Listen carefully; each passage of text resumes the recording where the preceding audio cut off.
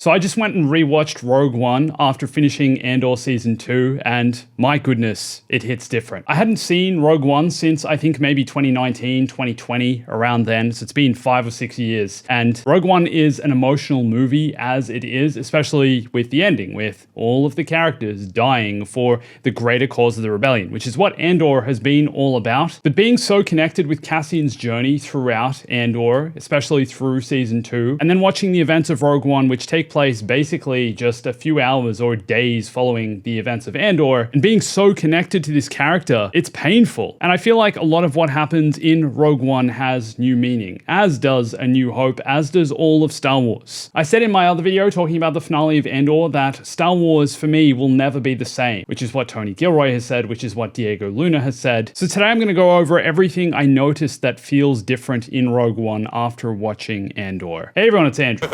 What we see in Rogue One is the tragedy of heroism, the tragedy of unsung heroes who are fighting for the greater cause of freedom and democracy in the galaxy. And I want to start things off by talking about the comparison between Cassian and Luthen Rael, which I also talked about in my last video. Luthen gets word of the Death Star from his Imperial contact Lonnie, and in doing so knows that Lonnie in this situation is now a liability, having expended his full use, and decides to end his life. Cassian does the same thing with his contact in the Ring of Kafrene.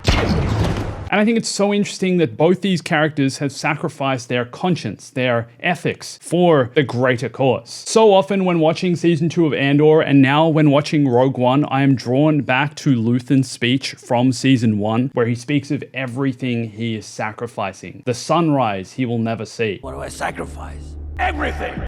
And we essentially see the same thing here in Cassian, having lost everything and everyone in his life, which is what I'm going to talk a bit more about soon, and makes this so much more tragic. But first, I also just want to mention Galen Erso, because he is basically going through the same thing as these characters. He has sacrificed his life. And in the hologram he records for Jyn, he talks about how he gave the Empire everything, how he basically surrendered himself to the Empire to get his ultimate revenge, which was building the flaw in the Death Star, which eventually leads to the Rebel plans being retrieved and the Death Star's destruction.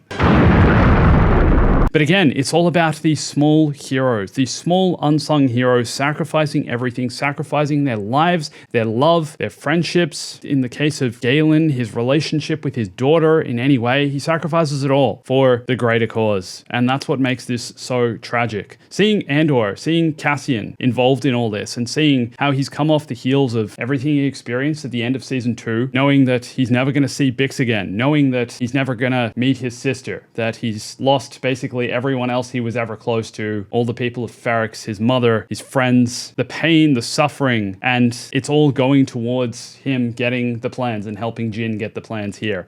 When watching this as well, I tried to frame watching Rogue One with the mindset that this is basically Andor Season 3, because it is, in a way. This is the conclusion of these events that lead up to A New Hope. And even just going back to Yavin in Rogue One again, seeing the characters in the same outfits, seeing General Draven here, K2SO, it's incredible how well the transition is from Andor Season 2 into Rogue One. Aside from some of the visual differences, the differences in cinematography, it feels like a seamless transition, and I really respect that. They really respected what they built in Rogue One and knew that these events were leading up to this. Now I also want to talk a bit about the Empire, because I believe in Andor, the Empire has never been more frightening, more scary. And with what was established in Andor, with everything leading up to the discovery of the Empire's super weapon, the Death Star, watching Rogue One, you really get a sense of the continuation of that, especially seeing the Death Star in action.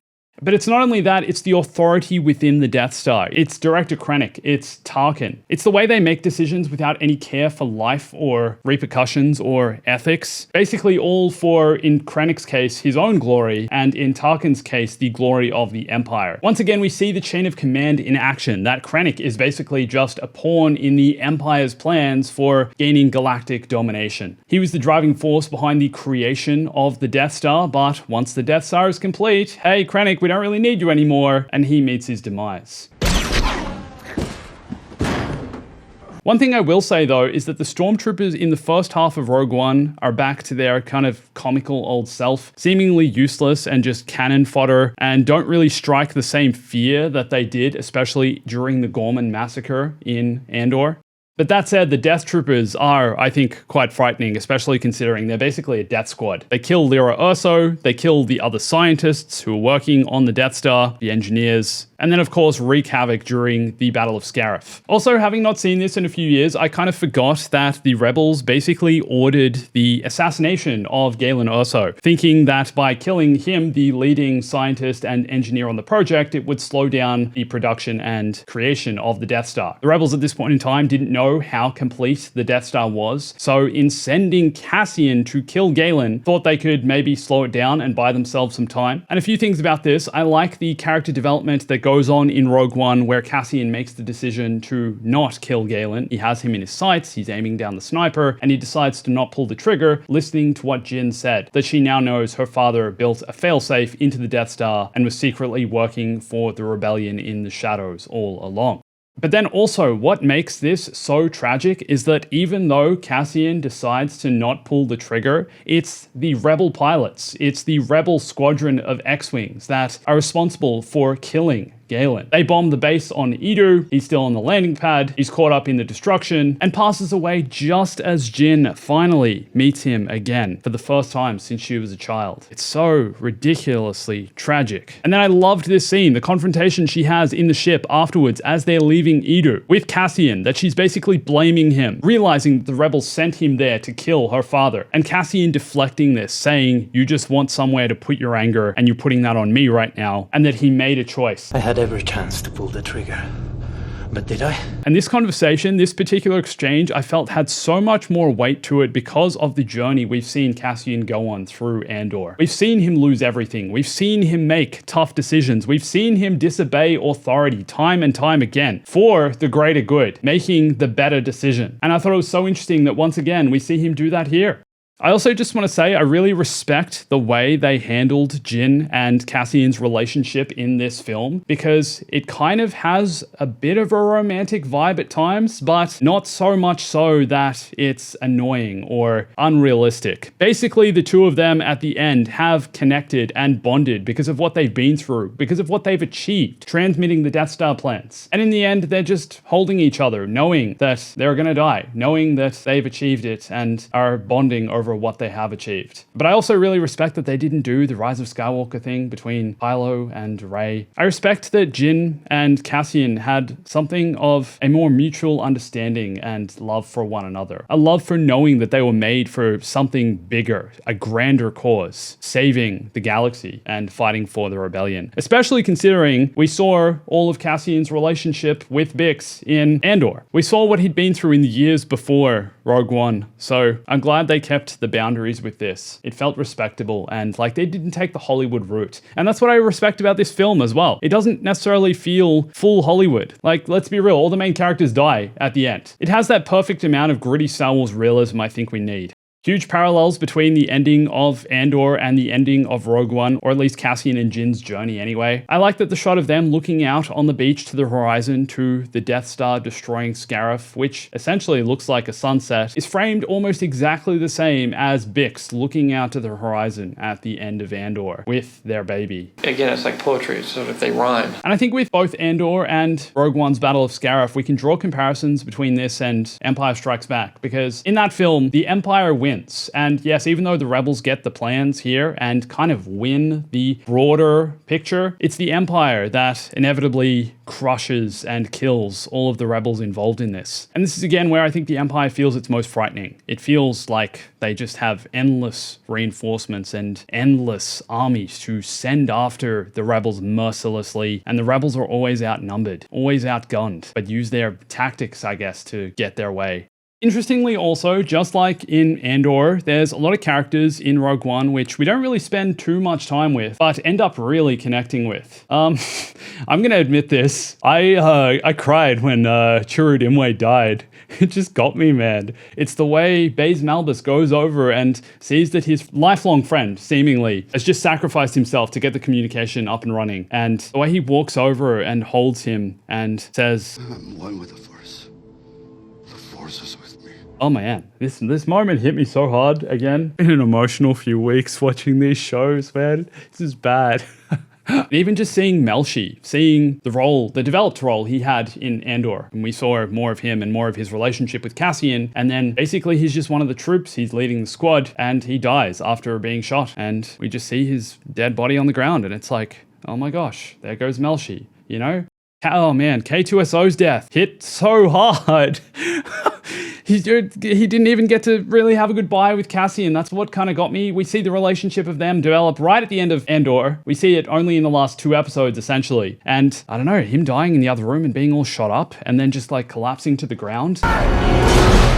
It's just, again, the Empire is scary and this is painful. And once again, Cassian's just losing someone else. Cassian, man, he's had the hardest road. He's lost everything and everyone he was ever close to. And I love how poetic it is that now Bix has their child and is seemingly going to bring up their kid and he'll go on to, I don't know, become something. They'll go on to become something. It's been a while since I've been this emotionally affected from Star Wars, I think. I just want to say that. So great to get to watch Rogue One again after all this and see all the new context. And on top of that, I feel that A New Hope also being connected now to all of this, it's like this thread of storytelling that we've had. You know, the events happen one after the other and the other. And I mean, Rogue One ends basically with them going off with the Death Star plans, the rebels taking the Death Star plans. We see Princess Leia. I'm not going to talk about the deepfake stuff today. Let's just pretend that it's not deepfake. We're in the context of the film, right? We see Princess Leia aboard the Tantive 4, taking the Death Star plans away, and the opening of A New Hope is Darth Vader chasing her to go and get the Death Star plans. She gets them from here. It's like moments later. It's literally moments later. That's what's wild about all of this. It's all so connected, right? Those final 3 episodes of Andor, then into Rogue One, which is like a day later, or even a few hours later, then into A New Hope, which is also, again, a few hours later. It's all one thing. It's remarkable. To its credit, and this needs to be said so clearly, and this is so important, right? Andor and Rogue One have not detracted or diminished or taken anything away or tarnished, is the good word for it, the legacy of A New Hope and the story that was told in that. If anything, they've improved it, and it could have gone so the other way. Had Andor not been a good show, or just being a bit disappointing, it would have fallen flat, and we would have been like, oh, now that's connected to that. I know a lot of people feel the sequels are like that. You know, some people don't even think the sequels are part of the Star Wars canon, which is another thing altogether. I'm not going to get into that either. But the fact that this is so powerful and people have now connected with it in this way, and this is the story that leads up to those events, and it's a remarkable story, and so many of us are enjoying it in the way I think the creators wanted it to be enjoyed. I think that's so powerful. Credit to all of the creators of this for making all of this come true. And I also just want to remind everyone, when Andor was announced, everyone was so skeptical of this show, as I was as well. It's like, what? You're making a TV series about that random character who was not even the lead in Rogue One. You're going to make his backstory. It felt like the most random selection for a new show of a character to focus on. And who knew that it could become one of the most respected, most well-polished pieces of Star Wars media ever created. Hats off to the vision even to Kathleen Kennedy for greenlighting this. I know there's been a lot of talk about her and, you know, she gets a lot of hate. Don't know how I feel about all that, but she also greenlit this. Tony Gilroy literally just came out today, I believe, and gave an interview talking about how, you know, she was the one who approved all of their ideas that they wanted to do. Oh yeah, Cassian's going to be a murderer. He's going to kill people in the opening scene. They're going to start the show in a brothel. And she's like, yeah, do it. So, I don't know. I think that needs to be said. But man, Star Wars feels so good right now. I just hope we get more like this in the future. Rogue One, I've said before, and I'll say it again, is my favorite movie created in the Disney Star Wars era. It's interesting as well. I've seen some people talking about my ranking video where I ranked all the Star Wars films. And I did preface in that video that my ranking changes all the time, but I can't remember where I put Rogue One. And maybe it's controversial, but wow, all of this is just so elevated right now. If you're not already, please subscribe. Come follow me on Instagram, Twitter, join Discord and TikTok. Watch these videos for more Star Wars, and thanks for watching. Always remember, Stay bombastic.